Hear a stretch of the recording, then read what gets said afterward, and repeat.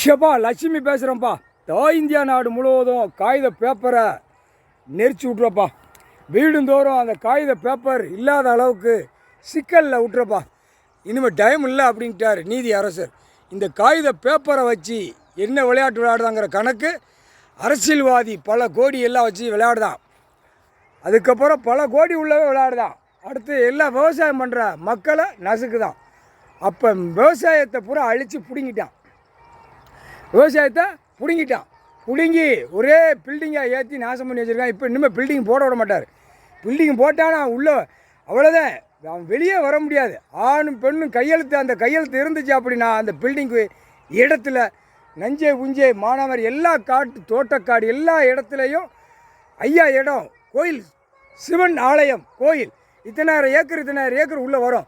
அது எல்லாம் உள்ளே மாட்டி வரணும். நீதிமன்றத்துக்கு தெரியும் இத்தனாயிரம் ஏக்கர் இந்த கோயிலுக்கு உள்ள கணக்கு இருக்குது அப்படின்னா அதை பார்க்கணும். பார்க்க முடியாத அளவுக்கு எல்லாம் மறைச்சிட்டான். ஏன்னா அரசியல்வாதி மறைச்சிருவான். இதே சோழி அவனுக்கு. Delhi to Tamil Nadu, Tamil Nadu to Delhi. இப்போ தூத்துக்குடி சிவன் ஆலயம் ஐயா நீதி அரசருடைய ஆலயத்தை கணக்கு எடுத்துக்கோ. அடுத்தாப்புல தேவதானம் உள்ள கணக்கு, 5 பஞ்சஸ்தாரம் உள்ள கணக்கு, கோயில் சிவன் ஆலயம் அது எல்லாம் புளியங்குடி, தென்காசி, பாவநாசம் இப்படி போவோம். இப்படி ஊர் குறுக்க மறுக்கதான் மன்னர் ஆட்சியில் போட்டிருப்பான். ஜமீன் ஆட்சியில் குறுக்க மறுக்கமாக எழுதி நாசம் பண்ணிட்டு போயிட்டான் கொடுத்து. இப்போ கணக்கு வரணும். அந்த கணக்கு உள்ளே வரல அப்படின்னா எல்லாமே ஆண் பெண் எழுதியிருந்தால் காலி பண்ணி விட்றப்பா. முடிச்சிட்டாரு நீதி அரசு. இன்னும் பாவத்தை அவன் செஞ்சு வச்சுருக்கான், அவன் பாவத்தை அவனே போகட்டும் அப்படின்ட்டார். அதில் ஊடால சுகர் பேட்டரி, இனிப்பு சீனி ஆலை வாசு தேவநல்லூரில் இடப்பட்ட வடக்கிட்டு இருக்குது. வாச தேவநல்லூருக்கு வடக்க இடப்பட்ட இடத்துல இருக்குது. அந்த இடத்துல அங்கே போய் உட்காந்துரு. அதில் உட்காந்துட்டீங்கன்னா உள்ளே மாட்டுவான். அடுத்தாப்புல ராஜபாளையம் தேட்டராக நடத்தினால இப்போ தேட்ரு கணக்குனா நடிகரை பிடிப்பார். நடிகரை பிடிக்கல. தேட்ரு எங்கெங்கே கட்டியிருக்காங்க, தேட்ரு பூரா அரசியல்வாதி வாங்கியிருப்பான். ராஜபாளையம் தேட்ரு ஒன்று வாங்கியிருப்பான். எல்லாம் இந்த ஜெம்மத்தில் விளையாடாத விளையாட்டு விளையாடுவான். இப்போ அதுக்காகத்தான் இவர் உட்கார வச்சு இந்த ஜெம்மத்தில் கன்னியாகுமரி டு மெட்ராஸ், சென்னை வரைக்கும் பிடிப்பார். ஐயா நீதி அரசர் பிடிக்க விட மாட்டார். அதுக்கு தான் உட்கார்ற அவன் கலாநித்தனத்தை காட்டுறான் இருக்கார். இப்போ வேகமாக கலாம்பான்.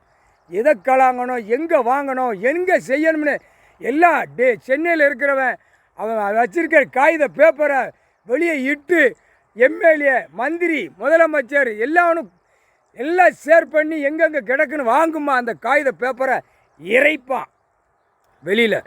அப்போ சுகர் பேட்டரியில் உட்காந்துக்கோ. தியேட்டரில் உட்காரணும்ல. ராஜபாளையம் தெற்கு பாளையம் பார்க்குனா சாந்தி தியேட்டர், அதில் உள்ள உட்காரு. புரியுதா?